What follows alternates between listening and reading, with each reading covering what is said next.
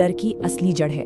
दोनों ही सिचुएशन एक से बढ़कर एक खौफनाक हैं। अभी तक तो कहानी दिमाग में सिर्फ एक बेचैनी पैदा कर रही थी। अब हम उस हिस्से पर आते हैं जो इस कहानी को खौफ के अगले लेवल पर ले जाता है।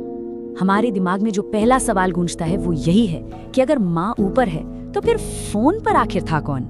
ये सवाल उस रहस्य को और भी गहरा कर देता है। और ठीक उसी पल पीछे से दरवाजा खुला। ये वो लाइन है जब खतरा अब सिर्फ आवाज नहीं रह जाता। खतरा अब रिया के ठीक पीछे है, उसी के कमरे में। वो अब सिर्फ एक फोन कॉल की दूरी पर नहीं बल्कि एकदम करीब आ चुका है। और फिर कहानी का अंत। और फोन कट गया। मतलब रिया का बाहरी दुनिया से जो एक कनेक्शन था वो भी टूट गया, ठीक उसी पल जब उसे मदद की सबसे ज्यादा जरूरत थी। अब वो अकेली है उस चीज के साथ जो उसके कमरे में आ चुकी है।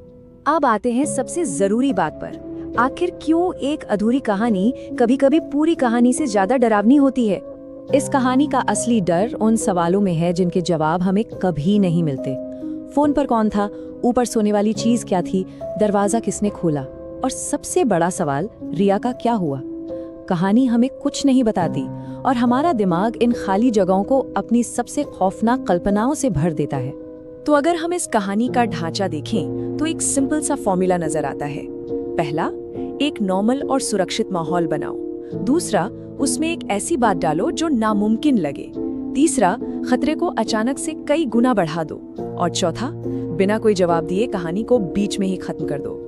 मतलब साफ है, कहानी तो सिर्फ सवाल खड़े करती है, लेकिन असली डर तो हमारी अपनी कल्पना पैदा करती है। ये कहानी और हमारे दिमाग के बीच एक तरह की पार्टनरशिप है।